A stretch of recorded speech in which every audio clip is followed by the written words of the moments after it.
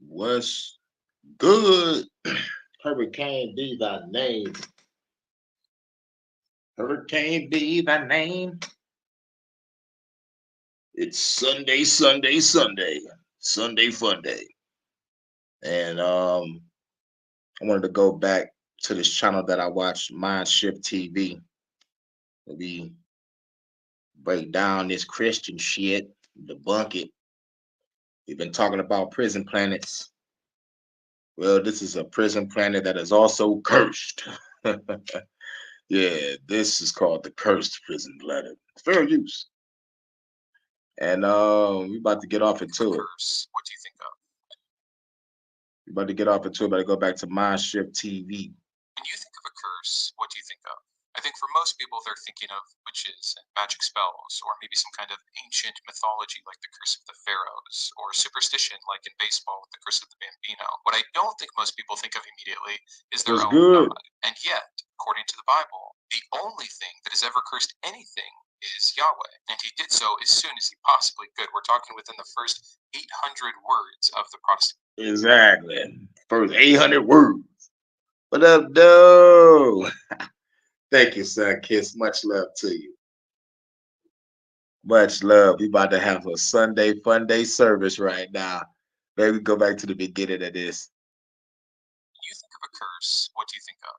I think for most What's people, they're good? thinking of witches and magic spells, or maybe some kind of ancient mythology like the Curse of the In the Pharaohs, or groove. superstition like in baseball with the Curse of the Bambino. What I don't think most people think of immediately is their own God. And yet, Salute. according to the Bible, the only thing that has ever cursed anything is Yahweh. And he did so as soon as he possibly could. We're talking within the first 800 words of the Protestant canon. Now, considering that the entire canon is about 800,000 words, that means that within less than 1/10 of 1%, this God is already cursing his creation. So I want to talk about this first curse. Actually, this first curse is a handful of curses. It's a couple curses for the serpent, a few for the woman, and a few for the For sure, man. for And sure. it's funny to just stop and think for a second that all of this is happening with essentially four beings. You have God, who makes this perfect world, supposedly starting to do so for just one man, Adam. Even though it's perfect, Adam is in need, and so he gets a helper, Eve. And again, even though it's perfect, you have a supposedly Right. Even though everything's perfect, nigga needs some help. You feel me? I mess with this channel. This channel is called Mind Shift TV, man. Mind Shift. He breaks it down. He breaks it down. deceptive serpent, who some Christians would associate with the devil, although that is not clear in It's Genesis here. good. And between those three, they bring sin into the world. And Yep. thus, We gonna go back to the beginning. We got a lot of people coming in already. Let's go back. Let's go back. Let's go back. I think for most people, they're Let's go thinking back. of witches and magic All right, here we spells. go. When you think of a curse, what do you think of? I think for most people, they're thinking of witches and magic spells, or maybe some kind of ancient mythology like the Curse of the Pharaohs, or superstition like in baseball with the Curse of the Bambino. What I don't think most people think of immediately is their own God. And yet, according to the Bible, the only thing that has ever cursed anything is Yahweh. And he did so as soon as he possibly could. We're talking within the first 800 words of the Protestant canon. Now, considering that the entire canon is about Salute, 800,000 words, that means that within less than 1/10 of 1%, this God is already cursing his creation. So I want to talk about this first curse. Actually, this first curse is a handful of curses. It's a couple curses for the serpent, a few for the woman, and a few for the man. And it's funny to just stop and think for a second that all of this is happening with essentially four beings. You What's have God, good? who makes this perfect world, Peter supposedly starting to OG. do so for just one man, Live and Adam. learn. Even though it's True perfect, Adam zone. is in need, and so he gets a helper, Eve. And again, even though it's perfect, you have a supposedly deceptive serpent, who some Christians would associate with the devil, although that is not clear in Genesis here. And between those three, they bring sin into the world, and thus their curses, and thus not just the fall of them, but the fall of mankind. The story is problematic for literally 1,000 different reasons, but I just want to walk through the different curses for each of these and see if this makes sense for a fair, loving, and just God.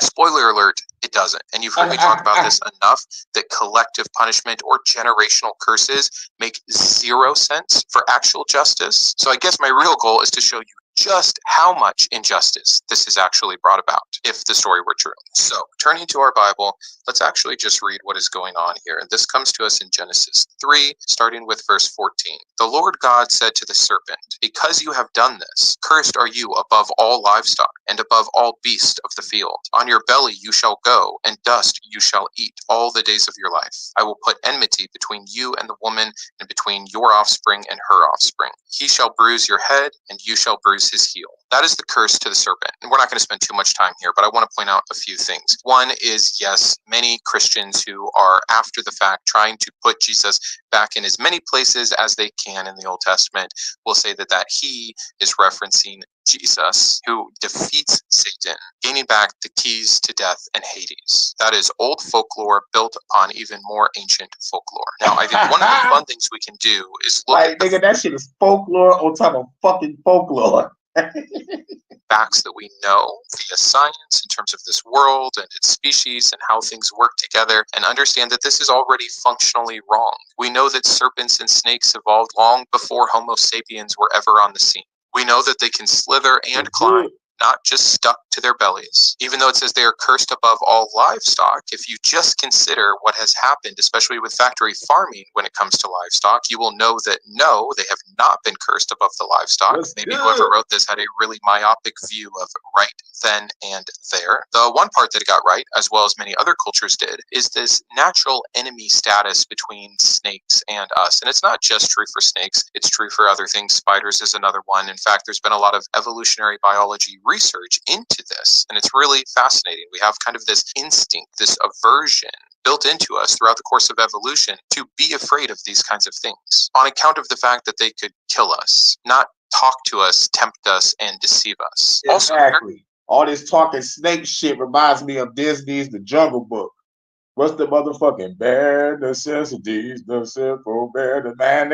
If a bear starts singing to me, I'm really screaming and running. The fact that God felt the need to curse the serpent, I think, is so funny. Clearly, the story is just myth, and it might even not have ever been meant to be literal. In fact, many Christians who are kind of gaining an understanding of science and understand that, the order of creation is off and talking serpents don't make sense, and that this is about some kind of meta. Talking serpents don't make sense. But yet, these Christians believe that there was a talking snake in that bitch talking about, "Yo, Eve, come and bite this fruit." Yeah. About evil and knowledge and these kinds of things. Sure, fine, except you already know a lot more than a lot of the other people in your Bible. We have many people referencing back in a literal sense to Adam and Eve. In fact, when Paul tells women they are not allowed to speak, his example is because it was Eve who was so easily deceived by the serpent. Yeah, Paul was so brainwashed, like, you bitches ain't allowed to talk. Why is that, sir? Because that bitch Eve was listening to that snake. And thus women as a whole are lesser than man and untrustworthy in these leadership positions and teaching. He does not permit it. Furthermore, the genealogies of... Hold on. You goddamn right. I gotta hit you with the motherfucker. I gotta hit you with the Breaking Bad. You goddamn right. I'm gonna be down there whooping demons' ass like, "You bitch ass nigga!" And they got some snake beater shit. Jesus, which are so important for so many different reasons to make the atonement actually work, trace him, at least in Luke, all the way back to Adam, step by step, son by son. And again, we wouldn't need Jesus at all if it wasn't for this original sin, this curse being brought into the world via this story. So as literal or as metaphorical as you want to take it, that's right. On. Everything leads back to Jesus coming back in the world, the motherfuckers say today. All this shit goes back to this bullshit from the Jungle Book. Bare necessities, those simple bare necessities. Those simple bare necessities. God used some bears to kill some kids. Yeah. All because the kids made fun of a prophet named Elisha because he was bald-headed. I'm bald-headed, man, but I ain't gonna motherfucking pray to God and be like, "Yo, God, get rid of these kids for me." That's some bullshit. And God did it. They said God killed 40 kids with some bears. Go look it up right now. Google it. You, but the entire religion only works or makes sense. Your personal relationship with Jesus only exists because of the payment he had to make for you because of this incident that happens and is recorded in your Bible. So, since I'm taking some parts really seriously, like the fact that serpents shouldn't be able to speak and never crawled on legs, I just wanted to ward off any of those. Well, the serpent had a top hat and a cane, nigga dancing like, welcome back, motherfuckers, to the WB, or some shit like that. Nigga dancing with the top hat, talking about some Eve, come here. Nigga, the serpent and Eve was doing that dance from the Mask.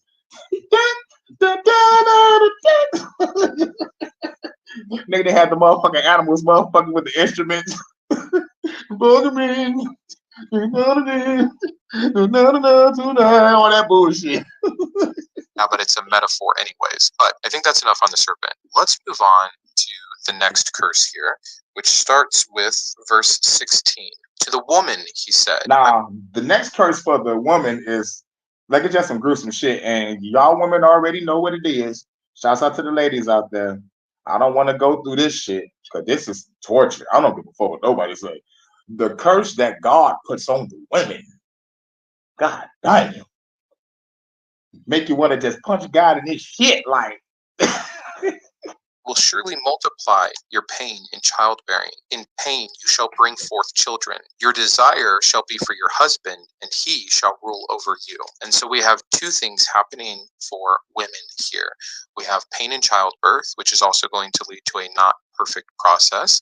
We could imagine in a perfect utopia like Eden that was supposed to reflect heaven, that if reproduction was even on the schedule, it would have been perfect without complication, error, or death. And so, right, so that means motherfuckers would just like a pop a baby out. You know, your stomach got big. What's going on? Lord, what's going on? Oh yeah, this is due to pregnancy. How did this happen? Oh yeah, you and Adam made it because I told y'all to do this shit called mating. And this is the result. So just give me like 9 more months. What's months? Oh yeah. Damn, bitch. I will let you know. You know what? You know what? When the baby just fall out, I'll be here. No pain. Right? All that is introduced into the world, as well as the secondary status of the woman. Now, you could make some arguments that that was always going to be the case, even in perfection. After all, Eve is an afterthought. Well, it depends, actually, because in one order of creation, God makes man and then woman, and in another, he says, let us make man and woman, where he... Yeah, that, all right. Of the fucking second creation account is Genesis chapter 2, 4 through 25, but the first creation account is Genesis 1 through 31. So, you know what I'm saying? Contradiction! And they tell me the Bible ain't full of puzzles, mysteries, contradictions, metaphors, symbolisms, parables, astrology, numerology, and a splash of spirituality. I couldn't say that in one breath. I used to, though. God damn, I need to stop smoking.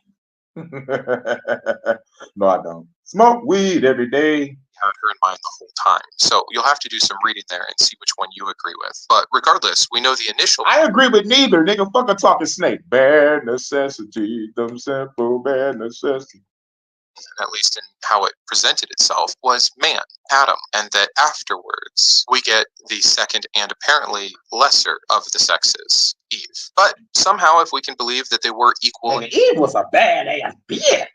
Nigga, fuck the bull. Man, yo, I'm gonna say this, and I'm gonna say this now. Eve was a bad bitch, okay? Because when you read the book of Adam and Eve, most of y'all probably never even heard of it. Read the book of Adam and Eve. These angels, let's just say they was on some sick shit. Let's just say grape, okay? Grape. Eve on some no game style though. You know what I'm saying? Know what I'm saying? Angels, nigga, was doing this shit. Angels. Yeah, they ain't want the secret books in the Bible for a reason, because it'll show you that angels are not so goddamn pure as you think they are. These motherfuckers don't like you, humans. But they're smash the shit out of our women. One thing I can say about the Fallen Angels account, they was like, yeah, man, this is some badass bitches down here. I want to go down there and do this shit. Hey, yo, if you go down there, we're going to, get cast out. Man, it's worth it. Look at that chick right there. Man, look at the body on nigga. The angels up here are not even like it. Man, look at that bitch over there. She's sharpening her sword. You think I want a chick that's sharpening her fucking sword, nigga? She's looking at me like she want to beat my man. Yo, I'm going to Earth. Where's Lucy at?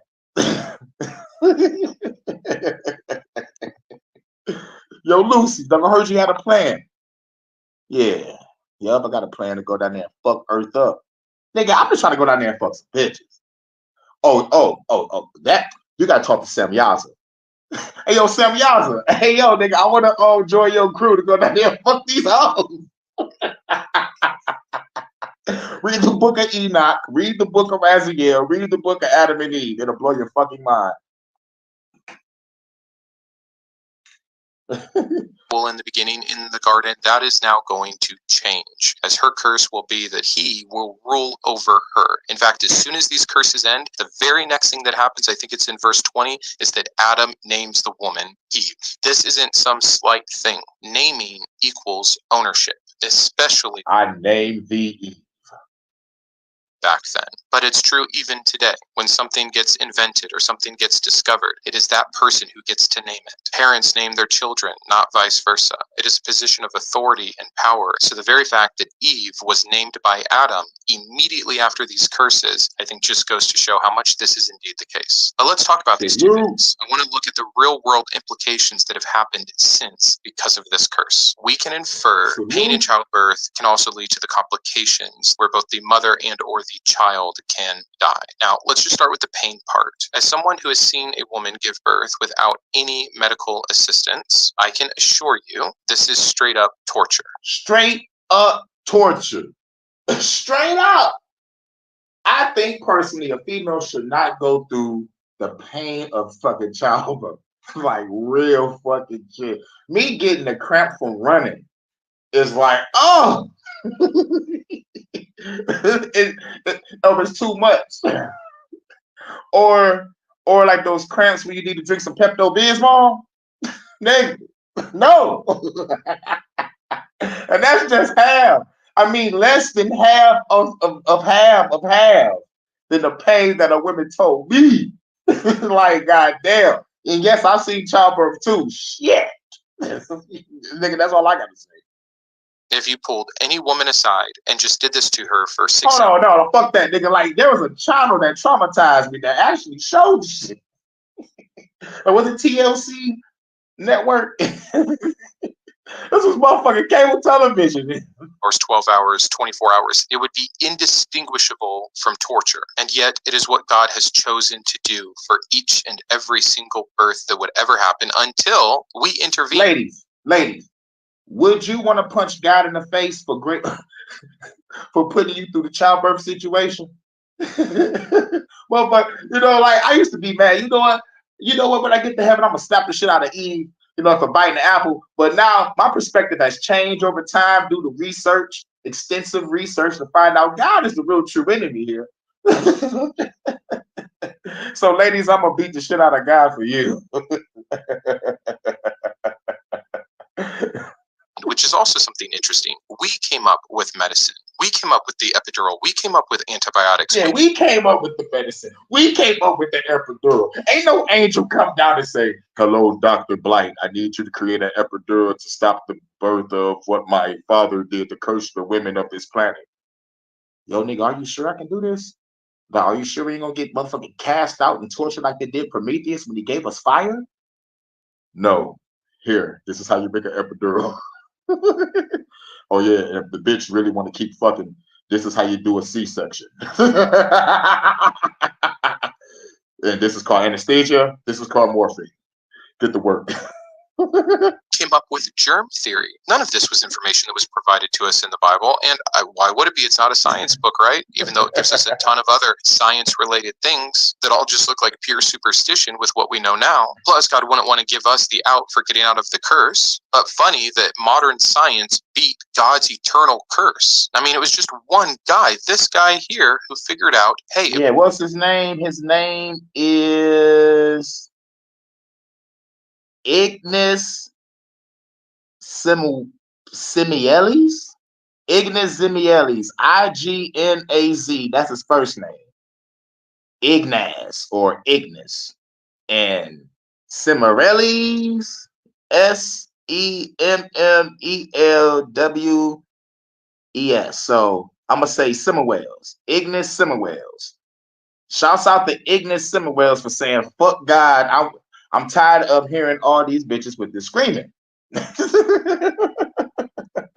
We start washing our hands before we assist these women with pregnancy, the mothers don't die anymore from infection. But I'm on a niggas wasn't washing their hands like that's their fault. Niggas wasn't washing their hands the first beginning of motherfucking saving these chicks during pregnancy. God damn it. And God is up there just watching like a sadist, like, yeah. another side point. Getting back to the harm besides the torture aspect, let's talk about how many women and children have died because of this curse. Now it's going to be kind of, and like this was like, damn, nigga, I had to look at the numbers. I'm like, dog, when he did that, oh my God, I was like, God got to catch these hands, y'all. I don't give a fuck. That's why I always say, nigga, I am the God killer. God gonna wish he ain't created me, man. hard because we know that there's been about 108 billion people on the planet. But if we're trying to take this story seriously, we have to go with a kind of young Earth creationist aspect. And so with only 6,000 to 8,000 years, it's hard to come up with what that number would be if we really started with Adam and Eve. I mean, first of all, it just simply doesn't work. You can't just start with those two or bottleneck again and start over with Noah. But that's how the story goes. So we can just go for a number. Right, but that's how the story goes because people believe in Christianity. Middle 50 billion people, and I'm referencing my math here, so I apologize for looking down, but we need to reference a few things: the maternal mortality rate as well as the infant mortality rate. So approximately 1,000 the maternal mortality rate and the infant mortality rate to 1,500 deaths per 100,000 live births in ancient and pre-modern societies. That's an average because things again have gotten better, but that translates to 1 to 1.5% of mothers dying during childbirth, and that's being conservative. Then if we look at the infant mortality rate, this has been as high as 30 to 50% of children dying during childbirth or infancy in ancient times, and that number steadily improving over time, but so has the population. So again, I'm not a mathematician, but I'm trying to take all of this into consideration best that I can. So if we assume that 50 to 60 billion people have lived, then accounting for deaths and replacement rates, we could estimate that 75 to 90 billion live births would have occurred over this period. So going down to just 1% for the maternal mortality rate, that's 750 million to 900 million women who have died during childbirth. When we look at infant deaths using just a 30% across the board, that's 22.5 to 27 billion infant deaths. Now, not to mention miscarriages would need to be attributed to God. And we know that 1 in 3 pregnancies. And don't forget about the fucking plagues, right? Instead of just killing the fucking Pharaoh, he wanted to send plagues to Egypt, but the final plague was, let me kill all the firstborns. Yeah, that's God. End in miscarriage. That's another 37.5 to 45 billion miscarriages. Now, fine, you don't want to count miscarriages, no big deal. You don't like my math, let's cut it in quarters. Being absolutely insanely conservative, we would come up with at least 200 million dead mothers and 6 billion dead infants. Extrapolate that out to the suffering for the families, and this curse alone is the greatest horror that has ever happened to mankind. It makes the boom. For real. Black Death look like a cold. It makes the Holocaust or the gulags or any of these other comparative. Yeah, real shit. It makes all that shit look like a church. The fucking Black Death was 200 million deaths. The Holocaust that everybody want motherfuckers to forget about was 11 million deaths, supposedly, allegedly. And the fucking Soviet gulags was 3 million. No one wants to calculate the American Holocaust along with the Trail of Tears and that situation. No one don't want to catalog those numbers. Yeah. God ain't shit. Horrendous things. I'm not minimizing them, but in comparison to this, it's summer camp. It barely registers on a scale, and it's not over. I looked up the stats on a day-to-day basis. This is what we get from the reporting of the World Health Organization. This is from the WHO in real time, right fucking now. 808 women die every single day from pregnancy or child-related issues. So today, another 808. 808s and heartbreaks. That connects to Kanye motherfucking West. 808s and fucking heartbreaks per day. 100 women will be wiped off the face of the planet because of this supposed curse. And 6,500 infant deaths happen every single day from complications during or shortly after childbirth. So bam, 7,000 people gone every single day because of this curse. And it will continue, if not increase, as the population does. It will continue until I get up there to those heavenly gates, beat the shit out of St. Peter with the devil's head, tell Jesus to come to the gate because they say I can't go to the Father but by him. So tell Jesus to come out. I fight that blonde-head, blue-eyed motherfucking first transformation. Then he transform again into the motherfucking black guy with the bronze feet and the fiery eyes and beat the shit out of that motherfucker. But the real transformation, the book of Revelation, when he turned to the giant slain-looking lamb with the 8 eyes and the sword coming out of his mouth. When he turned to a big-ass kaiju, I'm like, yeah, that's the motherfucker I want to see. And he's going to be surrounded by a whole bunch of angels with eyes all over their fucking body. Read the book of Revelation. It turns to a Final Fantasy boss fight at the end of the game. Nigga, I swear to God, I'm going to beat the good off that thing. I'm going to run up the sword like Kratos, nigga, like, yeah. Key, y'all. Nigga on some Randy Marsh shit, nigga. Randy Marsh, nigga, South Park. Key, y'all. I'm gonna beat the shit out of them. And then when I'm done, everybody go to the motherfucker, get the fuck out my way. Then Michael gonna show up with the flaming sword, like I slayed Lucifer back in the day. Shouts out to Armchair Revolutionary. Hey yo, man, y'all make sure y'all subscribe to Armchair Revolutionary. He a legend in the game. You already know what it is. We over here breaking down the curses that this so-called God of this world placed upon the world. And we just got done talking about the curse of childbirth and how many women is dying on a daily basis because of it and the pain of it. Yeah, God can kiss my ass. and because I know some of the women out here want to be like, you know what, you're right, nigga, God ain't shit for putting us through pain. Does. Unless, of course, we continue to get better and better at our side of things. Again, I know that this isn't the case. I understand that reproduction as a natural evolutionary thing is going to provide these unfortunate outcomes, but at least it's natural. At least there's no evil intent or retribution or sense of vengeance behind it. At least it's not coming from the same God that billions of people are praying to every single day. Praying, by the way, for their future kids or their pregnant wives. Thanking God left and right for all of the success. Right. Motherfuckers be like, you know what? I pray my wife get through a healthy childbirth and don't die on that goddamn table. Instead, be like, I pray for the child to be healthy and strong. No, I pray for the chick that's gonna be on that fucking bed. All right, because not too many chicks survive this shit. Say 7,000 a day, according to the World Health Organization. And I hate the World Health Organization, and y'all know why. Y'all probably hate them too, because these motherfuckers control the world. These motherfuckers can say they can shut down the world anytime. Oh yeah, I was got done talking about what what those motherfuckers are trying to do. The WEF, World Health Organization, Klaus Schwab, all them bastards. Motherfuckers talking about they just got done passing a fucking bill. They can shut this shit down at any point in time, all because they think something about to happen. Man, if people fall for this shit again.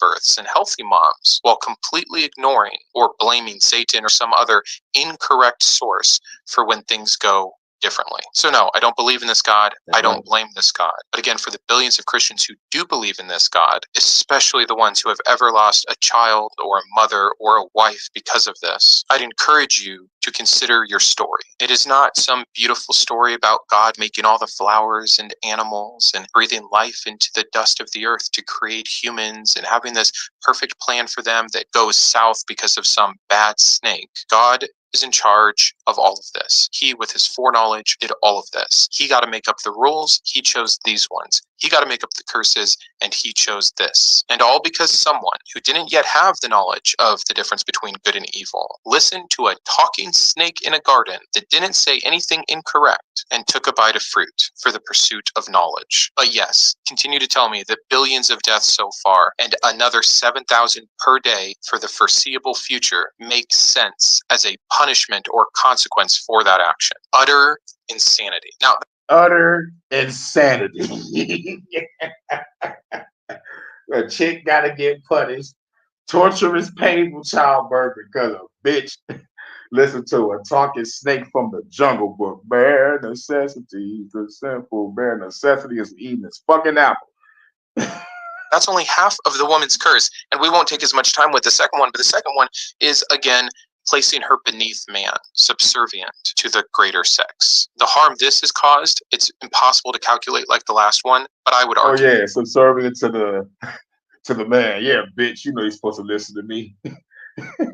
I'm all the way there. Shut that shit up. Quit your bitching and get back in the kitchen, because God said so. It's got to be even higher. How many women throughout history have had a severe lack of freedom in comparison? Yeah, now it's about to get serious. Now, all jokes aside. To man? How many have been overpowered, abused, and raped? How many have been sold as property, as a sexual thing, and not even a being? Even looking at the world today, which is arguably the best it's ever been, and it's horrendous for most women around most parts of this world. If you don't believe that, you're simply ignorant of what is going on in the world. Yeah, Brandon, but that's with like other religions. Like what you're thinking of is probably like Muslim women. Yeah, because that's not a direct representation of Old Testament women, which is always hilarious to me. Thankfully, despite the religion, yes, most of Christianity has moved on past covering up their women and selling them or giving them to their rapist for 50 shekels. But that was the and that's in Deuteronomy 22, 26 to 29. original plan. That's what's in the Bible. We advanced morally without it. That's what's in the Bible. It's been 100 years that women in this country have even had the right to vote. So please, let's not act like it is the right. Y'all just not give a bitch a right to vote. To me personally, I think a woman should just sit at home and just look lovely. Because you know why? You know what's with that philosophy, Kane? Because I used to watch this show called I Love Lucy. I love Lucy. That's a beautiful woman, Lucille Ball. But goddamn, she couldn't work a lick, and she couldn't motherfucking hold down the house. Girl, just look good for Ricky, okay? Just look good. Because everything you do, you just fuck up every fucking time. but like real shit, man. Not all you women are like that, man. But goddamn, man. But like, I Love Lucy was hilarious. Judeo-Christian value that gives us equality. It's not. And there's simply too many verses from your own Bible to show exactly what God thinks of women, exactly how less they are than man, and exactly how unimportant they are. And how unimportant women is. They was wilding on the Bible verses. Remember, your God is immutable. That's what your God thinks of women. And so, wait a minute. And exactly how. God damn, it's a lot of motherfucking verses. But yep, this how God think about women. If y'all got a pen and paper, get ready to write this shit fucking down. You know me, I gotta hit y'all with the info. What's good? Genesis 2/22, Genesis 3:16. Austin 3:16 said this, whoop your ass. Genesis 16:1-4, Genesis 19:8, Genesis 38:24. Yo, it's what God thinks of women. Exodus 20:17, Exodus 21:22-23. Yep, that condones slavery. Exodus 22:16-17, Leviticus 12:2-5, Leviticus 12:15. Leviticus 15, verses 19-30, Leviticus 21, verse 9. Man, I ain't about to say all this shit. Go to Mindseed TV. Mindshift TV. But goddamn, it's a lot of references on this bitch. But My Shift TV, and the video is called "Shocking Numbers: How God 3 Curses Shaped Our Suffering in the World.com. Less they are than man, and exactly how unimportant they are. And remember, your God is immutable. That's what your God thinks of women. And so again, I can't even begin to think of how we could quantify the harm that has happened by taking 50% of all people that have ever lived and making them less than and subservient to man. Let's move on to the final curses, which are for the man. It starts in verse 17. And to Adam he said, because you have listened to the voice of your wife and have eaten of the tree of which I commanded you. Because you listened to that dumbass bitch that I made for you from you, you got to motherfucking work for the rest of your goddamn life. You shall not eat of it. Cursed is the ground. Sora, Goofy, Donald. Get the Keyblade, Kingdom Hearts that motherfucker. I'm gonna beat the shit out of the guy with the Keyblade. Because of you. In pain you shall eat of it all the days of your life. Thorns and thistles it shall bring forth for you, and you shall eat the plants of the field. By the sweat of your face you shall eat bread till you return to the ground. For out of it you were taken, for you are dust, and to dust you shall return. And then the Lord himself gets right. God is like, yeah, nigga, since you did that shit, you're gonna work forever, and you're gonna turn to the dust that I made you from. Like this nigga gangster or something. I'm like, nigga, you think you the shit? I really want to just beat the shit out of God right now. Like I really do, bro. I really do, bro. And then you talk about you seeing your only begotten son to come down here and die instead of just killing the bad guy that's down here fucking up shit. But instead, you was like, I will take the legs from you and you will crawl on your belly. Like, nigga, I'm already on my belly, nigga. You just took away my arms and legs and made me faster, you stupid ass. Nigga, like the shit. You made niggas more afraid of me now. God ain't do shit on some real shit. You just kicked the niggas out of some fucking garden that you claim to be the motherfucking heaven on earth, but it never was heaven on earth. Because why would you put a tree in that bitch knowing that a motherfucker was gonna bite it? And if you knew every fucking thing and you know the enemy is fucking down there, why would you let him talk to your creation? Why you just didn't be like, all right, I got my new shit. You know what I'm saying? You know, it's like you didn't create heaven. Other niggas did it for you. You came here and checked on the fucking work of the angels or whatever the fuck created it, and you just walked the fuck off and didn't know Lucifer was in that bitch hiding behind a brick or some shit. Nigga, who knows? Niggas a shapeshifter and shit. Nigga, and like that right there, you just gotta be like, oh my God, if it ain't the Jungle Book, it's a sci-fi movie. And you, fuck this shit. Who writes this shit? To work making skins for clothing for Adam and Eve because they are no longer. Oh yeah. And we're gonna make some clothes. Yeah, we'll make some clothes out of leaves and twigs and animal fur for you too, since you're fucked up. No more hanging and swanging around the trees like Tarzan. Y'all about to be scrambling and scraping for twigs and berries and shit. Why do I feel like I gotta say pause? Pause! Pause. Fuck it. I'm gonna say pause for safety. It's like Hurricane Ukraine. Under his protection of the perfect garden. So there's kind of a fourth curse there if you continue reading, and that is now that all animals also have to endure, and this is nothing small. Trillions of living creatures have had to endure being eaten as their main end and being killed or slaughtered as their only good use. Yeah.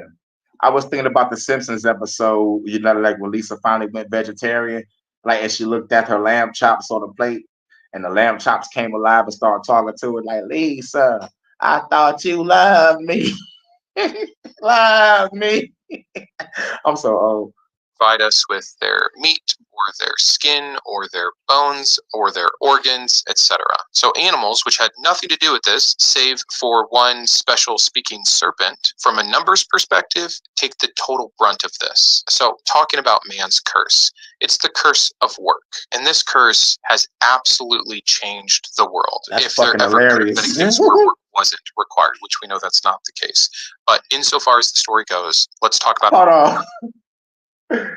The fucking angel came in the room like, God, this nigga Adam is out here plowing baby goats. Oh, nigga, make that nigga a woman.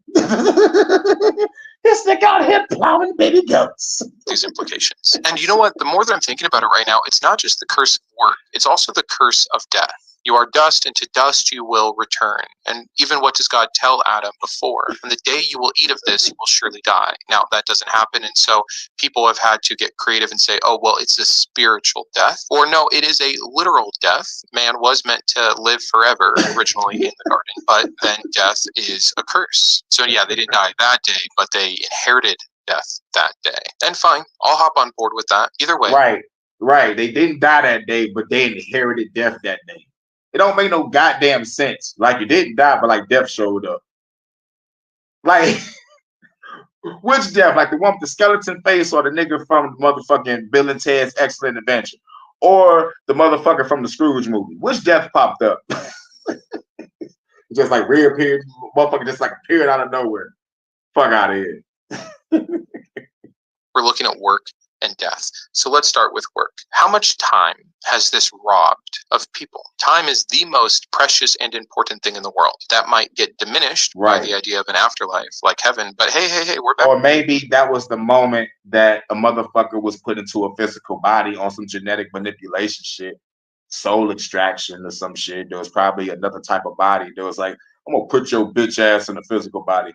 But even that don't make no sense, because the motherfucker lived to be like 900 or something. So it's like, goddamn. There was like, this nigga lived to be too long. All right, we need to make the bodies not giants and make them a lot smaller, like ants to us. Oh, all right, this sounds cool. And make their lifespan maybe like 150. All right, bet it up. All right, get to work. Genetic manipulation.com. Sci-Fi channel. Horrible graphics. Back in Genesis, we don't have an afterlife here. We have Sheol. There's no heaven or hell in the Old Testament. That's why death made such a good curse. Oh yeah, there was no heaven or hell in the Old Testament. There was just Sheol. Yup. Yup. No heaven or hell. Anybody talk about no? You right. And such a good consequence for many people. And that's also why in the Old Testament we see actual riches and wealth being used as the blessing. Totally different than storing up your treasures in heaven. No, this is the one life you get. So if you're doing right by God, like Job or Solomon or David or any of these patriarchs, you get physically blessed in the here and now. Even God's chosen plan for his people to inherit the promised land, Canaan, a land of milk and honey. It's a physical reward, because that's all there is. And so a physical consequence, death, the end, no more existence, no more wealth or love or food or sex or any good thing here. And so work robs us of that time. That's the biggest thing I see. It is a thief to our actual existence. It still is. And it's gotten way better. Most people in at least the Western parts of the world have a more fair, at least in comparison with all of history, work-life relationship. You can't work before a certain age. That's incredibly new in the history of time. Most people working only 5 days a week and only for a portion of their day, even though it's a pretty large portion, typically still a third of the day. And again, we're talking about for a select group of people in a select time. If you consider all people for all time, many people have existed for nothing but work. Literally their entire life. Work and sleep and suffer. Work is a thief. Work is a tormentor. Most of the work that has ever happened in most of the world for most of all time has been incredibly hard, backbreaking, dangerous. Even the work that many people get to enjoy today that won't threaten their life is so tedious and monotonous that it threatens their mental stability. I'm as privileged as it gets when it comes to this curse. At minimum, I need to work 40 hours a week to provide and survive. I get to do most of that from within the confines of my home. I'm paid a fair wage. I have the chance to make more based off my performance. I can take time off when I'm sick. I can take time off to vacation. I can choose who I work for. And yet, even for me, it still takes up a third of my life. During the best years of my life, very few people escape the curse of work. And for most people, it has been the worst possible thing imaginable. Now, there have been a few people who tried to escape it. And you know what it led? God damn, ain't that the fucking truth? Fuck work. What if you love your job? Lazy pants. I understand the perspective, but if we were supposed to be in paradise without work, and because of a bitch listen to a talking snake, all that shit is ruined. It's insanity. The work curse. And these chicks have the nerve to be like, I want to work too.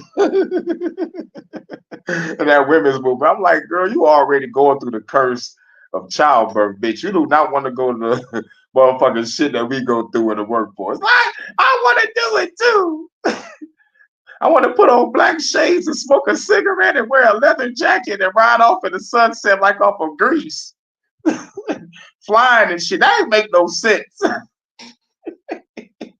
They flying in the clouds and shit. Get the fuck out of here. Bruh.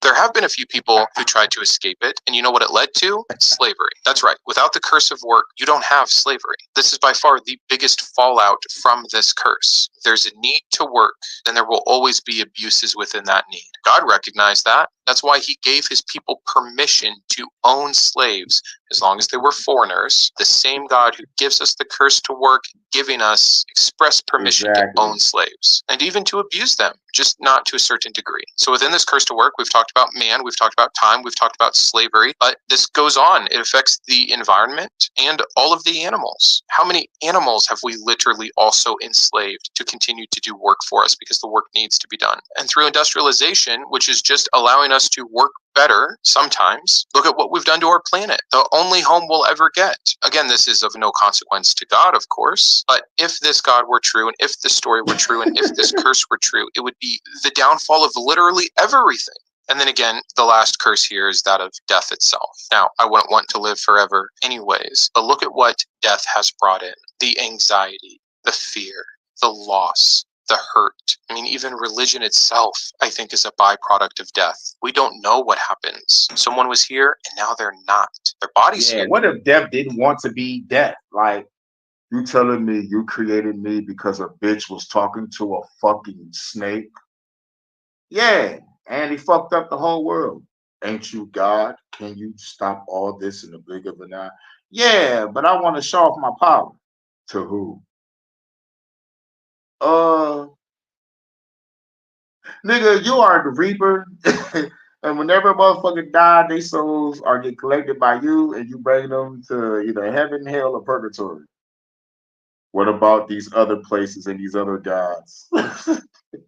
Oh no, nigga, fuck them. I'm the true God. I'm the biggest hater. But the lights are out. Where did they go? What does this mean? How do we cope? What stories do we tell ourselves about where they are or how we get there? Religion. And then look at all of the harm of religion. And yes, when you zoom out and you put all of this together, these three curses here essentially make up for the entirety of the harm and suffering that go on in this world. That's God's answer to two people who didn't know any better and a talking snake making one bad choice one time. That's his level of forgiveness and grace and love and justice. And then sent his only begotten son to die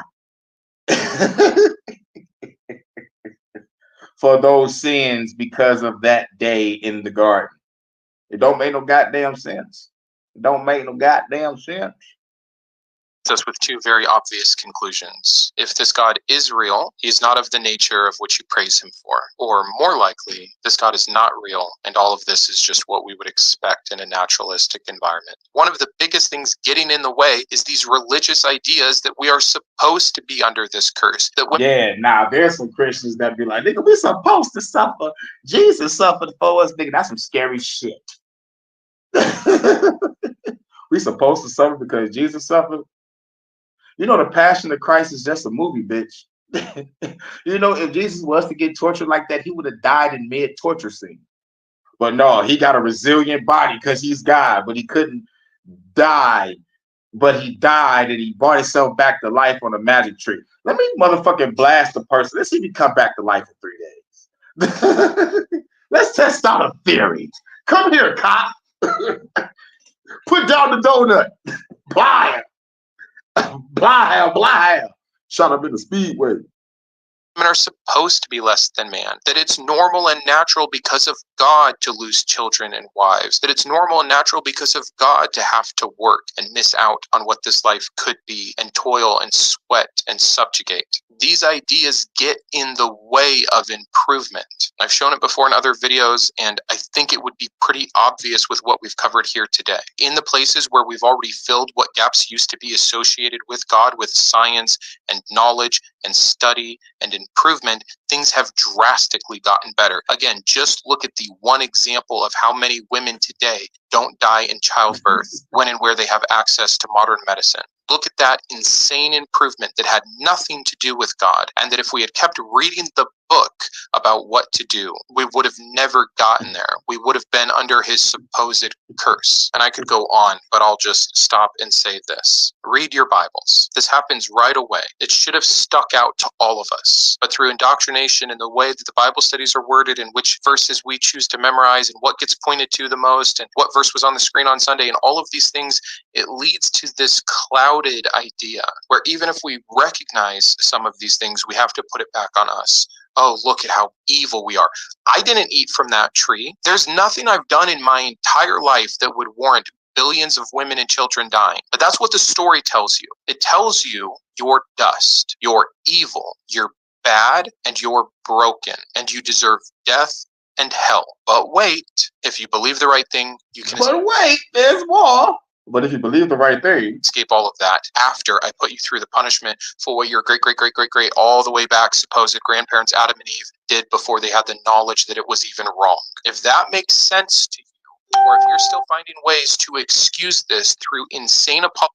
What the fuck? This shit just popped up by itself. I hate this shit. And this is his final thought. He was going in on these hoes. Son of a bitch. Now my shit want to motherfucking. Now my shit want to buff. He was killing that shit. If we recognize some of these things, we have to put it back on us. Oh, look at how evil we are. I didn't eat from that tree. There's nothing I've done in my entire life that would warrant billions of women and children dying. But that's what the story tells you. It tells you you're dust, you're evil, you're bad, and you're broken, and you deserve death and hell. But wait, if you believe the right thing, you can escape all of that after I put you through the punishment for what your great all the way back supposed grandparents Adam and Eve did before they had the knowledge that it was even wrong. If that makes sense to you, or if you're still finding ways to excuse this through insane apologetics or horrible mental gymnastics, both of which usually lead back to you having a problem that you don't actually have. You are not inherently sinful. I don't care about the philosophical arguments about if we're mostly good or mostly not good, evil. These terms are gross. They're built out of this idea. You want real personal responsibility? Don't have an actual scapegoat built into your book. People are people. Don't have a fucking scapegoat, hashtag Jesus, in your fucking book. And women and people here and people there, people now and people in the past, we're just people, and people have potential, and that potential is shaped by their environment and their nature, their DNA. But the more that we say that our nature is broken, cursed, and damned, and our environment is also cursed and broken, of course we're going to stay stuck. What if we considered that we were just people and we had a great potential to do better and to live better and to even think better when we let go of these fairy tales that are horrendous at their core? This is how the story starts, and it's just disgusting. So I will shut up. Thank you for being here today. Very curious to hear your thoughts on all of this. That's right. We got one more. We got time today. We got one more. We're going to talk about the author of fucking confusion, because most of these motherfucking Christians is confused, and we're going to motherfucking keep on going. Like, this is going to be the last video. We're going to end it after this. I'll be right back. Gotta make a move real quick. I'm about to hit play. 1 Corinthians 14:33 tells us that God is not the author of confusion. Well, actually, it says God is not a God of confusion. Or I guess actually it also says God is not a God of disorder, or God is not the author of disorder. It really is a bit confusing. And you see, that depends on which translation or version you're reading. Now, can we blame that on God? 100% we can, and that'll be my first example today. But before we get to that, I want to lay out that my goal in today's video is to show that this is God's responsibility. He is the author of confusion, which is not a good look for an all-perfect, loving, and just God that desires that none of his creation should be lost, as both he and Jesus have said, because the confusion around him, his nature, his word, his purpose, his intentions is exactly the kind of thing that has led many to not being saved. So when I thought about how to make this video, I thought, there's a lot of ways we could attack this. We could talk about all the contradictions in the Bible. We could talk about all the different denominations. We could talk about God's dualistic nature, this seemingly irreconcilable difference between merciful and wrathful. You made it back just in time. We on the next video talking about is God the author of confusion. Hell yeah, he is. Spoiler alert.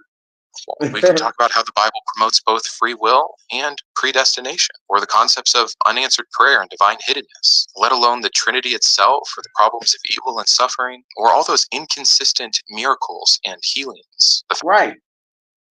He could talk about the contradictions, the dualistic nature, the unanswered prayers, the Trinity, the inconsistent power, the different denominations, free will and predestination, and divine hiddenness, evil and suffering. But he about to talk about the actual fact that Jesus spoke in parables, which are by definition confusing, or at least ambiguous on purpose. But I heard so many excuses in my head when I went through that list. And so I thought we should stop at the source itself. Let's really take this from the horse's mouth. And so today I'm going to share with you, like I like to do very often, straight from the horse's mouth. We're going to use the fucking Bible to let you know that God, if that fucker is real, he's the author of fucking confusion. And if he is real, he's going to catch these hands. I'm going to beat him and those fucking angels. Oh, yeah. I'm going to beat the shit out of them. They're like, open up the hell gate. There's no use. Like, why? Hell has been slaughtered. What do you mean? Every demon down there has been eradicated. So you telling me? Yes, he got Lucifer head in his hand. He's beating people with him. He's already dead. I'm going to be laughing in the background. They're going to hear my laugh echo through the halls of heaven. I'm going to wreck the shit out that bitch. Y'all up here chilling while we suffering down here on motherfucking Midgard. I'm going to this shit up. From the Word of God. I'm going to let the Bible refute itself today. I've made a pretty extensive list. I'm going to try to go really fast through this. We're going to go in order, starting with Genesis and ending in Revelation. And some of these... He about to go through it from Genesis all the way to Revelation. Now, it's not a lot. Yeah, but to let you know, guys, author of confusion, these are the verses. These are the spots. Make sure y'all subscribe to Mindshift TV. Fair use. First few might sound familiar. You've heard me talk about them a lot, but I'm going to ask you to stay tuned. Many of these you probably have not heard of before. Just starting at the beginning, of course, the Tower of Babel is where it all happens. Come, let us go down and confuse their language so they will not... Ooh, right there. God damn. Let's go down there and confuse their language. Oh, I'd rather be with you. Ooh, yeah. Man, damn, man. Damn, where that song at? I want that beat to come on. Like, God damn.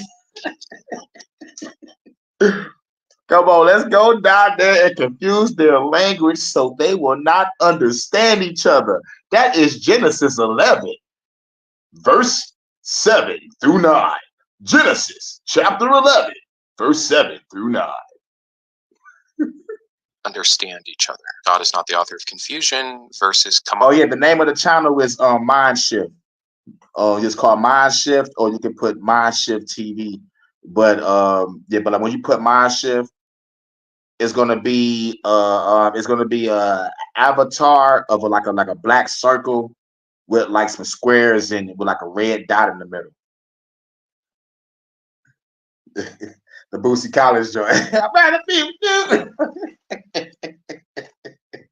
you. I was thinking about doing a parody to that, talking about boobs. I'd rather be with your boobs. But I gotta find a tone and frequency. Like I'm talking about, like I gotta get super high. I gotta get super high, get in the zone, make sure the frequency like in my voice is right for me to do it. But another part of me saying, don't touch that song. But that song is the shit. Let's go and purposely confuse these people. Anytime someone tells me there's no contradictions in the Bible, this is one of the first ones that pops into my head. Yeah, they be like, there's no contradictions in the Bible.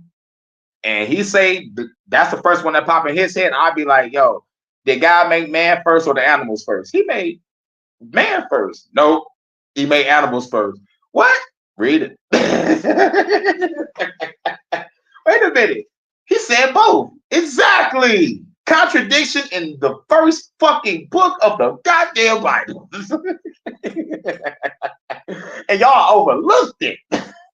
Sure, we can talk about Genesis 1 versus Genesis 2. Sure, we can look at the differences between Matthew and Luke. See, even he said it. Genesis 1 versus Genesis 2. Even he know. Theology of Jesus. Sure, we can look at Paul versus James on the concept of justified by faith or by works. But how incredibly clear is this? Or not clear, I should say. I've covered this verse a lot, so I'm not going to go into a ton of detail. The very fact that we had a unified language, supposedly, at one point, and it is because... Yeah, we had a unified language at one point. All right. Let's say if that was true. We all had a unified language. All of us, you know, we all talking, we all chilling, and we all want to build a temple. And God is on some hater shit. Like, I'm the biggest hater. And he come down and be like, I'm about to confuse all y'all languages. And y'all gonna be confused and y'all gonna be fucking up. What type of hating ass shit is that? Of God that we have all of these different languages today that do nothing but what God intended. They cause confusion. It's why they're... But you know what I love? You know what I love about us as human beings? Or fuck it, as infinite light beings, infinite consciousness, infinite awareness, driving a vehicle known as the human body. We actually embraced culture.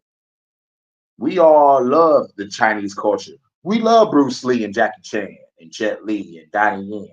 We embrace the culture of the Hindus and their meditation and learning the stories of the, you know, Shiva and Kali and Vishnu, you know, or learning about what went on over there in Scotland, Mike, or Australia, Mike, and their indigenous culture, and Scotland, you know, fucking Braveheart, the revolutionaries and shit. They may take our life, but they would never take our freedom. You know what I'm saying? You know what I'm saying? You know, like we embrace all, and you know, and we learn to love. You know, but God was like, "Fuck y'all, y'all gonna be confused." What type of shit is that? That's some motherfucking player hater of the fucking year shit, bro. God won that year. Real shit. God won that year, nigga. The player hater of the year. The biggest hater for destroying the nigga temple all because they wanted to build something to go to heaven just to say what up to your bitch ass. You like, oh, what the fuck these niggas doing? And the winner goes to Jehovah Justin. Different languages today that do nothing but what God intended. They cause confusion. It's why there's different translations. It's why there's different versions. It's why there's many, many different denominations because of so many different interpretations. You can blame man all you want, but the source is clear. Now, again, staying in order, going to Exodus, we're going to be looking at all the times God... Hey, yo, that'll be hilarious. That'll be hilarious. Somebody's watching me, fucking NPC. Oh, see, already, nigga, already freestyle, top of the dome. Hardens hearts. I do think that hardening hearts is a clear sign of confusion. It's also a complete interruption of free will, which is probably... Hell yeah, greatest evil genius of all time. And he sent his only begotten son to play the greatest hide and seek challenge of all time. These motherfuckers are champions. We are the champions. No, I ain't gonna do it. I ain't gonna do it. In its own right. But before God starts all of the plagues and all of the heart hardening, he brags to Moses about his plan. He says to Moses, when you return to Egypt, see that you perform before Pharaoh all the wonders I have given you the power to do. But I will... Yeah, we go in front of Pharaoh, show him these magic tricks. Show him these magic tricks. Greatest con artists of all time, Jesus. harden his heart so that he will not let the people go. Now, for most of the verses I'm going to bring up And he today, said, I will harden his heart so he won't let the people go. He told Moses that he was going to do this shit. Moses should have been like, nigga, why? Nigga, just murk him. Or put the whole fucking castle to sleep so I could sneak these motherfuckers out of here or some shit. You know, like, make the story interesting. God is an evil bastard if this nigga real. And you wonder why he gonna catch these hands for me. Never trust the gods. Nigga, that's for Kratos, man. Don't trust the gods. The gods cannot be trusted. Kratos, man. Apologetics that try to weasel their way out of this. If you want to understand why they fail for this particular verse, you can see this video here. But God does indeed see through his plan. Moving ahead, we can see the Lord hardened Pharaoh's heart that he would not listen to Moses and Aaron, just as the Lord had said to Moses. I won't give you all the ammo for my... So Moses was probably like, damn, God said he was going to harden on the Pharaoh's heart and to make him not listen to me. And he's not listening to me. God sure is powerful. And he turned my staff into a snake. Wow. Man, dog, man, it's humans children. Motherfuckers act like fucking children in this bitch. No one got common sense. No angel was like, yo, God, like, what the fuck, bro? Why you just can't just kill Pharaoh? What's up with this raining frogs and locusts and turning water into blood? You know, like I go down there and visit people and be drinking with families and shit. What the fuck, God? Don't question me, angel. I have a name. I have a fucking name. Your name is Toby. Now get the fuck out of my fucking sight and go motherfucking put the blood on the door because I'm about to kill the firstborns. What?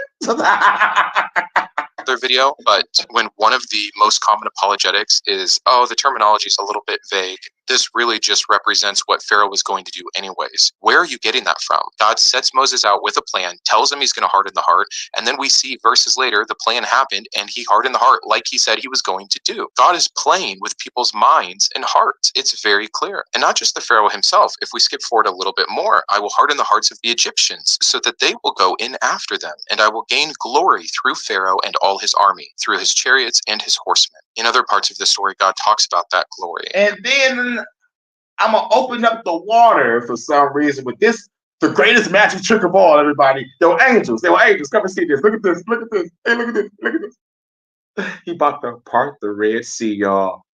Really? What the? God is on some bullshit, y'all. 2 to 7 million women, children, cattle, and carriage going across the Red Sea. I can't believe that shit either. Just like the talking snake shit, I can't believe that shit either, dog, for real. All of Egypt will know that he is God, which, by the way, didn't happen. Neither did the... God is a murderer. God put the shit on Pharaoh's heart and on the Egyptians trying to go chase those niggas down. The people get past, but as soon as the fucking Egyptians and the soldiers get past, he let the water go back down and kill them all. God ain't shit.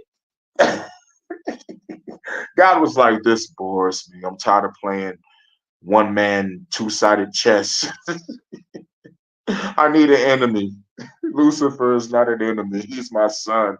He just wanted to just fuck some hoes and not listen to these stupid humans that I created it. Well, fuck it. I'm God, bitch. I do whatever I want. I'm Daddy Warbucks in this bitch.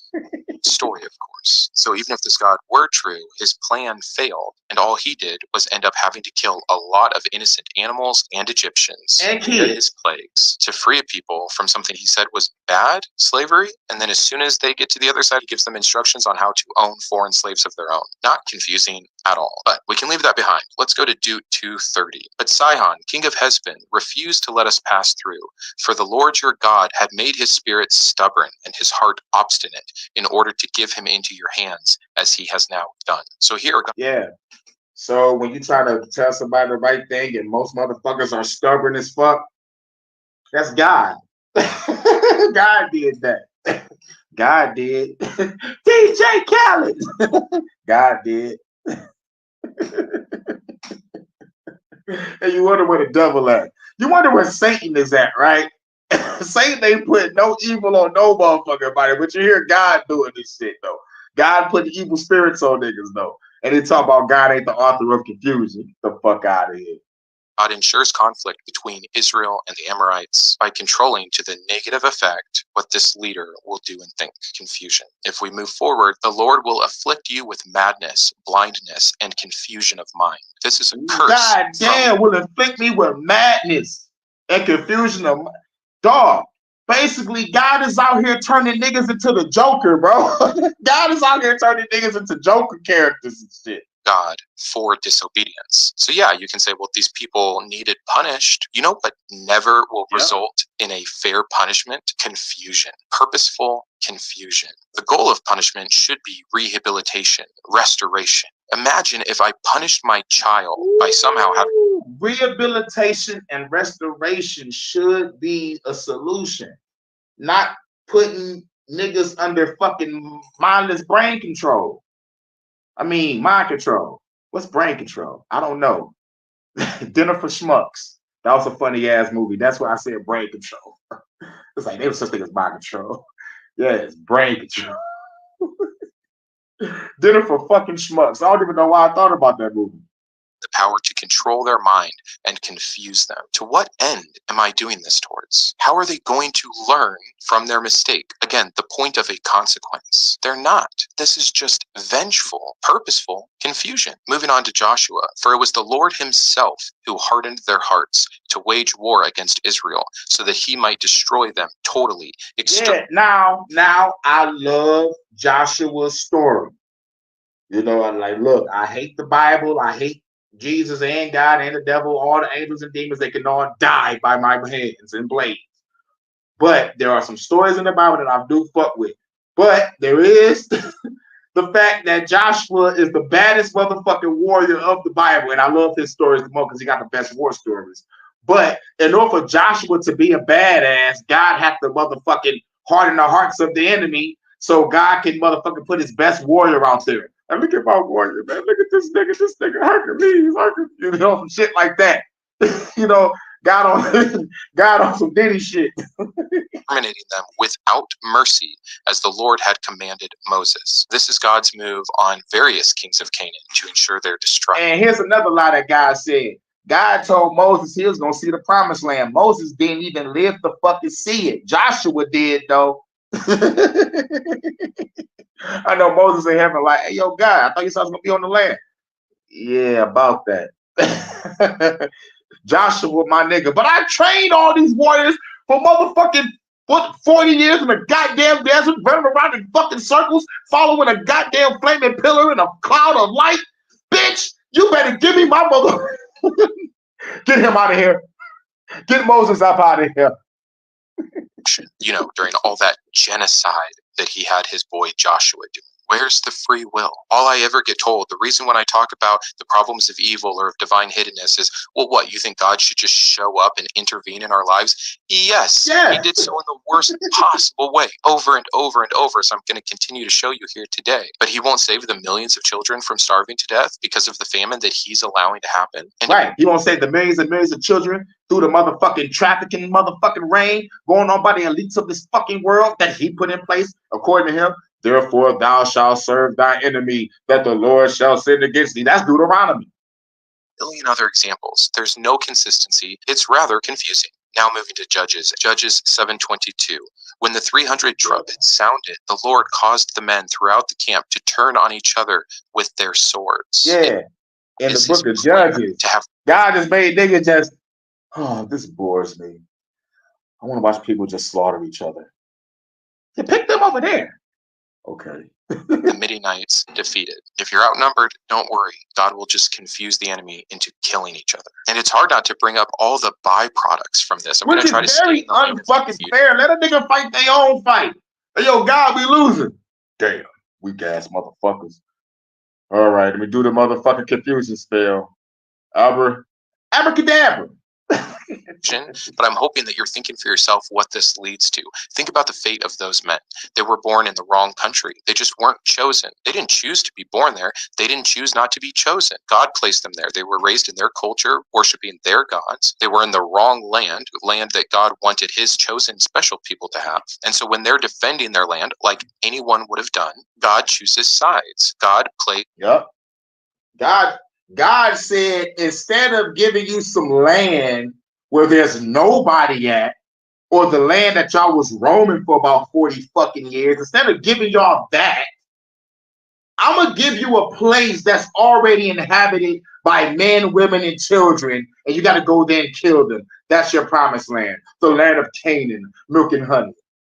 Not this land where y'all just sit here. All right, y'all got over the water, y'all passed everything, and the Egyptians are dead. Y'all got nobody chasing y'all. Now start building tabernacles, tents, and huts, and cities, and worlds, and whatever the fuck y'all do. I'll be back in 40 years. His favorites. He intervenes and has these men's lives taken. And again, think about the fallout. Think about their wives and their children. Think about their souls. Not only is this a God of confusion, this is a God of unfairness. 1 Samuel 14:20, then Saul and all his men assembled and went to the battle. But they found the Philistines in total confusion, striking each other with their swords. So again, that wasn't just for the Midianites. God has done this repeatedly. Also in 1 Samuel. Now the Spirit of the Lord had departed from Saul, and an evil spirit from the Lord tormented him, causing confusion and distress. Imagine niggas sending out evil spirits and shit. Yeah, you know what I'm saying? Evil spirits and shit. How is God sending evil spirits? How? Because of as above, so below. On earth as it is in heaven, it's evil up there. The weed lets you know. The evil lurks.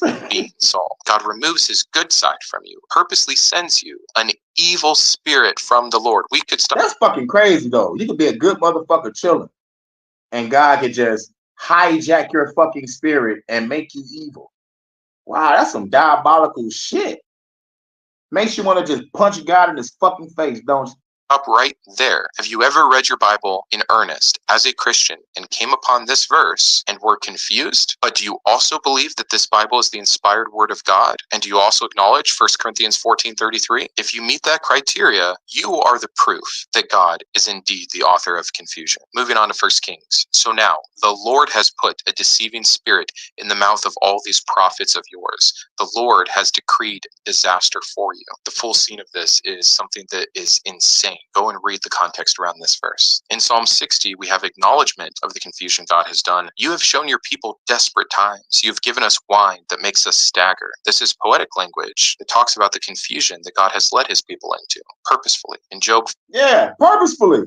5, we can see him frustrating the plans of the wicked. He thwarts the plans of the crafty so that their hands achieve no success. He catches the wise in their craftiness, and the schemes of the wily are swept away. Darkness comes upon them in the daytime. At noon, they grope in the night. Yeah, not confusing at all. Well, Brandon, that's a punishment. It said right there that those people were wicked and crafty and evil. Okay, so can we update 1 Corinthians 14:33 to say God is not the author of confusion unless you are not for him, in which case he will do whatever he wants, and most of the things we believe about this God in terms of his loving nature or justness or fairness or forgiveness first attitude is completely moot, or at least subjective to who the individual is, what they believe, and how they act? No, it's a declaration of God's nature that he is not the author of confusion. Yes, he is. Still in Job, you have closed their minds to understanding. Therefore, you will not let them triumph. In Isaiah, he said, go and tell this people, be ever hearing, but never understanding. Be ever seeing, but never perceiving. Make the heart of this people calloused. Make their ears dull and their eyes closed. Otherwise, they might see with their eyes, hear with their ears, and understand with their hearts, and turn and be healed. That's the other thing. Obviously interfering. Ooh, that's deep. That was like, we don't, basically in so many words, if we don't motherfucking fuck your mind up, your ass gonna look within yourself and be healed. Ooh, that's some deep shit. Fuck God. I want to beat that nigga ass now. With someone's free will and creating an untimely death for them or causing confusion. Yeah. And bringing that free will part again. I love that. You don't have free will if God can motherfucker hijack your fucking body. Free will what? Free will what? or evil spirits that prevent them or harden their hearts from understanding the truth would lead to this. But in this verse, we actually see that it prevents them from turning and repenting and healing. We have quite a few from Isaiah. He will be a holy place for both Israel and Judah. He will be a stone that causes people to stumble and a rock that makes them fall. And for the people of Jerusalem, he will be a trap and a snare. Many of them will stumble. They will fall and be broken. They will be snared and captured. Yes, God is the stumbling block. And yeah, we could compare this with Jesus being the cornerstone of the spiritual foundation in the New Testament. So you can try to say there's some difference here. God changes over time. Well, God also says he's immutable multiple times in the Bible. So it's confusing that this God's nature seemingly changes. Well, it's not his nature changing, it's the covenant change. The law changes when Jesus comes through his atonement. Okay, that works for some things if you're going to buy into that in the first place. But this has nothing to do with that. Most of the verses I'm talking about here are God causing confusion for his own gain. Whether Jesus comes or not doesn't change any of this. In fact, the only way that we get to Jesus in many of the cases is by having these particular victories and ensuring these particular lineages. If you're a Christian who hears any of these verses and at any point in this video feels confused about your God, remember, he's not the author of confusion. So what are you to do with that? You're not allowed to feel that way. You just have to assume that I'm wrong somehow. Or maybe it points to the fact that this is all indeed man-made. There's contradicting claims about the nature of this God in his own supposed holy words, which are nothing more than a collection of writings written over a very long period of time by a ton of people, most of which were anonymous in 3 different languages. That already sets up for something confusing. So again, even if this God is real and this is the way he goes about it, of course it was going to lead to confusion. But I'm preaching again. Let's get back to the verses. The Bible is going to refute the Bible. I don't have to do anything. Still in Isaiah, the Lord has brought over you a deep sleep. He has sealed your eyes. He has covered your heads, preventing them from understanding his message by way of the messengers he gave to them. His breath is like a rushing torrent, rising up the neck. He shakes the nations in the sieve of destruction. He places in the jaws of the people a bit that leads them astray. And if you're wondering, like, this maybe he's talking about another enemy again, listen to what Isaiah says here. Why, Lord, do you make us wander from your ways and harden our hearts so we do not revere you? Return for the sake of your servants, the tribes that are your inheritance. Even Isaiah understands what's happening here. Yeah. Sounds like the Isaiah for like, God, why the fuck are you fucking with people? Even Isaiah was like, why are you fucking with people? Why are you hardening their hearts and turning niggas astray? I know it's you because you gave me the power of prophecy. You gave me the power of foresight and all this bullshit. You think I want to see all these visions and shit? I'm trying to fuck my wife and have a family and chill with my cattle. But you out here making motherfuckers crazy, fighting each other and shit. And I gotta be out here in the midst of this shit, being a prophet for you. But you creating my enemies that shouldn't even be my enemies, probably. And by the way, he's confused about it. He's confused by the very message and actions of this same God. In Lamentations, we get, put a veil over their hearts, and may your curse be on them. Pursue them in anger and destroy them from under the heavens, Lord. So to be fair, this is Jeremiah calling for this, but how funny that he knows this is what's in God's playbook. He saw it plenty himself, and now he wants to use this God of confusion to his advantage. We get an admittance from God in Ezekiel. If the prophet is enticed to utter prophecy, I, the Lord, have enticed that prophet, and I will stretch out my hand against him and destroy him from among my people Israel. Okay, still in Ezekiel. I also gave them over to statutes that were... Basically, like if I'm part of God's prophecy and I stumble across Norse mythology Ragnarok and I'm like, holy shit, let me subscribe to this prophecy. God gonna kill me. Not good, and laws they could not live by. I defiled them through their gifts, the sacrifice of every firstborn, that I might fill them with horror, so that they would know that I am the Lord. Talk about confusing statutes. God damn. I will sacrifice every firstborn. God damn. And you wonder why I said God got to catch these hands. Has the devil said anything gruesome like, I will peel the flesh off your bones? I will turn the earth against you. I don't think the devil said nothing hardcore at all.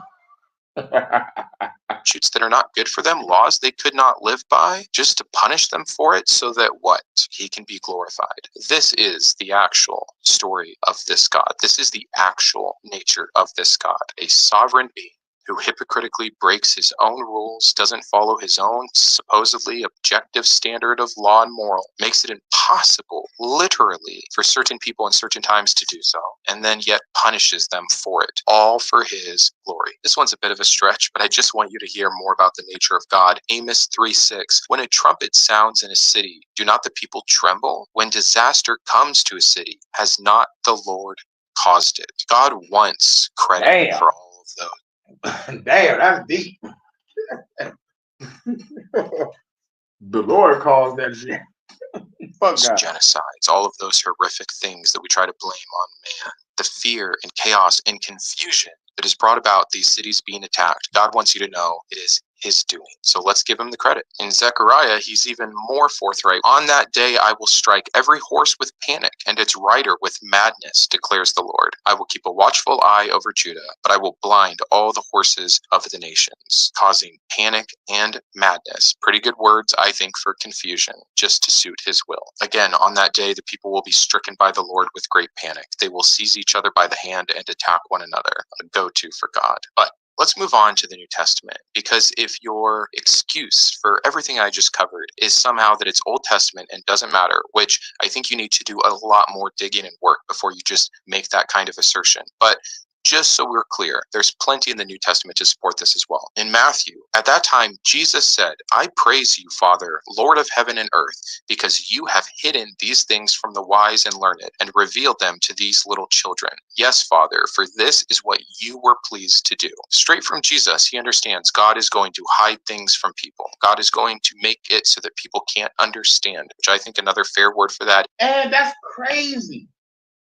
Because if the judgment is real and you come in to judge motherfuckers for what they was doing, like, nigga, this is your fault. like, nigga, like, man, fuck this bullshit. Show your face. Is confusion. Because why? Because it's what God pleased to do. That's all that matters, even in the New Testament. In Mark, we get another admission from Jesus that is pretty messed up. He told them, the secret of the kingdom of God has been given to you, but to those on the outside, everything is said in parables, so that they may be ever seeing, but never perceiving, and ever hearing, but never understanding. Otherwise, they might turn and be forgiven. People don't talk about this verse enough. An admittance from Jesus that there's an in-group and an out-group, and the out-group is kept purposely in the dark. It's not the fall of man that led to natural consequences. The out-group is kept purposely confused so that they cannot turn and repent and be forgiven. Does that confuse you about Jesus? Does it confuse you about the goodness that is claimed of this man, of this God? It shouldn't. God's not the author of confusion. Or maybe we can see more clearly through all of this confusion for the only obvious answer left, which I've already said over and over, is that this is all man-made. But we're not done. Moving into Luke. Then he opened their minds so that they could understand the scriptures, which means that their minds were what previously? Closed, so that they could not what? Understand the scriptures. So once again, it seems like Jesus, God, whatever you want to say here, are the ones who are choosing who will be able to understand what. And by the way, this isn't like some, understand the deepities and mysteries of the universe at large and how black holes work. No, it's about the needed thing. It's about who the Savior is. It's about what repentance and forgiveness are. It's about how to be saved. It's about where your eternal soul supposedly goes. This isn't fair if it were true. But let's mark off John. He has blinded their eyes and hardened their hearts so that they can neither see with their eyes nor understand with their hearts nor turn, and I would heal them. More interference. But let's hear a bit from Paul in Romans. Therefore, God has mercy on whom he wants to have mercy, and he hardens whom he wants to harden. Notice that this doesn't say anything. Plain and simple, like, fuck it. I make niggas see what they want to see. I harden for people's heart. I want to hard. I'm God. I do whatever the fuck I want. I'm Rick James, bitch. Enjoy yourself. about if people deserved it or earned it, if they were evil. No, this is just God making choices, which you have to believe. If you believe anything else in the New Testament about the elect or the predestined, like, it is clear he is purposely getting in his own way of allowing these people to find him, to repent and to be forgiven. Still in Romans, as it is written, God gave them a spirit of stupor, eyes that could not see and ears that could not hear, to this very day. This is Paul talking about the consistency of God, both pre and post Jesus' resurrection. And what is God being consistent in? His purposeful confusion of people. Amazing. In 2 Thessalonians, for this reason, God sends them a powerful delusion so that they will believe the lie, and so that they will all be condemned who have not believed the truth, but have delighted in wickedness. You can hang on that last part if you want, but it's God who's causing that. God. Exactly. And this what leads me to another shit that I keep on saying. These Christians are going to be brainwashed by Project Bluebeam. It's causing the wicked thing to happen. God is causing them to believe a lie so that they cannot know the truth, so that they will be condemned. It's almost getting too redundant. So I said we'd go all the way through Revelation. Let's end there. For God has put into their hearts to accomplish his purpose by agreeing to hand over to the beast their royal authority until God's words are fulfilled. Once again, we have God changing hearts, not for the better, by the way. Isn't that funny? We have a supposedly loving God, and we have all these examples from literally the first book of the Bible to the last of God hardening hearts, God causing chaos and lies and confusion. When did God ever soften a heart so that he could more easily be found, so that his glory could still happen? Going back to in Exodus, what if his plan was to soften Pharaoh's heart so that he would let the slaves go by understanding that slavery is wrong? And then all of Egypt would take his lead, worship this God. There wouldn't be all of this innocent death. There wouldn't be all of this horrible harm, but that's not how God does it. And you can say that his ways are higher than my ways, so I can't understand that. I'm very capable of understanding that when God chooses one way, it means he had the option of the other. And if time and time and time and time again, this God chooses confusion over clarity and harm over well-being, it doesn't take a genius to understand that if this God were real, his nature is not the one you think it is. It's not the one you sing pretty songs about and read cute little stories to your children about. It's evil. How many of these examples do you need to go back through to really understand this? I simply don't know how to make it any more clear. And so I'm just going to end the video. That's it. That's all I have to. And for my final thoughts, you already know. If God is real, he ain't shit. Simple as that. He can do whatever he wants. Well, he chose to watch people over here on this planet suffer, ran by murderers, lies, and thieves, and being killed through the food, through the water, through the air, through disease, and it seems it's getting worse and worse. So fuck God, fuck Jesus, fuck the devil. They all ain't real. This is all man-made.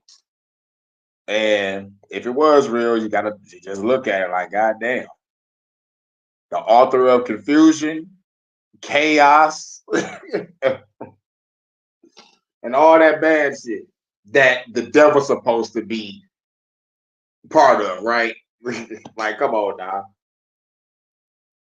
Why didn't nobody jump the devil when he was up there in heaven talking to God? Nobody was like red alert on some Star Trek shit. No one. But no, he get to walk in there and be like, yeah, nigga, let's make a bet over Job's life. Like, come on now. That right there, nigga, that's some evil shit. Like, come on now. So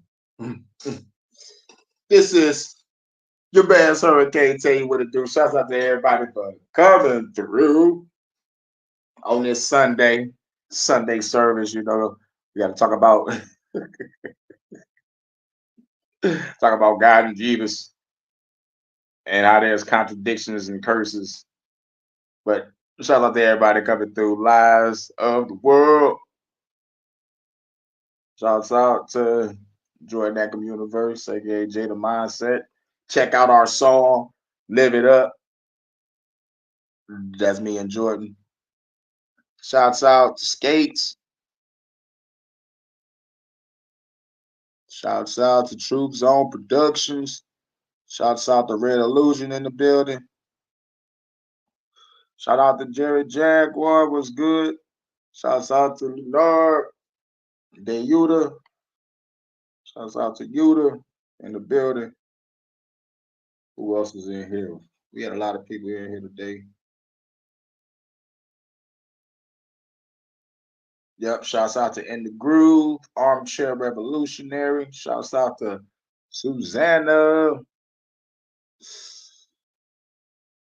Who else was here? Shouts out to Embrace the Grace. Big Dog Philly Yo G. Make sure y'all subscribe to his channel. Make sure y'all subscribe to everybody. Shouts out to Joe. Joe. Tell him something, Joe. Shouts out to the lovely Sunkiss. Sunkiss is the truth. Make sure y'all subscribe to her. Make sure y'all subscribe to everybody. Yep, that's everybody. Truth Zone Production. Yep. Shouts out to everybody coming through. Yep, this is Sunday. Like I thought I'd have a little Sunday service. I'm back up to my 20 hours. So I was like, fuck it, let me go live for about an hour and some change, hour and a half. Talk about the mind shit videos on this God shit. Next thing I got on deck, I got a Fuck the Government podcast that I'm about to get ready to do. Got another HHN probably, and I'm still working on some music. I'm working on maybe 3 songs at a time. So I'm trying to get everything done.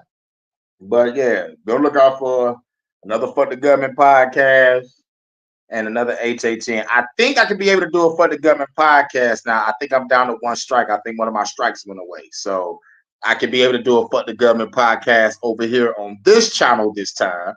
So we could get it in. As a matter of fact, I might go live in a minute. It all depends. All right. So be on the lookout. I might go live again, maybe in an hour and a half. It all depends on what I want to talk about. Because I'm trying to keep my eye on the real important shit, like the WHO, the UN, WEF. I'm trying to catch them niggas slipping. But so far, the only thing popping off in the news is P. Diddy. You know what I'm saying? And Kamala. And Trump. And immigrant. So, yeah, I don't want to talk about the same shit because I kind of already covered all that shit and all the, the possible shit that could happen because of all this shit. But my thoughts on this whole thing, shit, man. Who I think might win when it comes to this election shit, according to Kamala's movements, she might win. She might. You know what I'm saying? Because she ain't do shit the whole fucking time she was in office. The fucking bitch was in Ecuador, El Salvador, and Guatemala over there for some reason. I guess she was over there grabbing resources. You know what I'm saying? Nobody want to talk about that. She was over there, like in all them other countries and shit that they got immigrants from those countries coming over here too. They don't want to talk about that part. But yeah, it ain't just Venezuela. Now they talking about Haitians, look, it's gonna be a whole lot more. But immigration been going on forever. So really, dog, it ain't really nothing new. So I'm not really pressed by that. But what I can say about that is protect your neck, get your freedom tools up, and if anybody knock on your door, make sure you be on some Malcolm X shit because these niggas knocking on doors armed and shit. So if I see some shit like that, I'm blasting through the fucking door. Back through the door, the window, the hole through the wall. I don't give a shit. You're not coming in my house. Blam, nigga, protect your goddamn neck. You know what I'm saying? Because at the end of the day, I know what they're trying to do with these immigrants. They want to instill fear. You know what I'm saying? If these motherfuckers supposed to be coming over here and be new workers or the goddamn swing vote, then they should act like fucking citizens. But these motherfuckers are acting like criminals because guess what? Spoiler alert, they are. most of them, you know. But like they want you to call them immigrants. Migrants. I'm gonna call them immigrants. I'm gonna call them legal aliens, immigrants, whatever. You know what I'm saying? Now, final thoughts on this. Um, Fuck God, nigga, fuck him. You know what I'm saying? God ain't shit. This your man's hurricane. I'm out. Peace.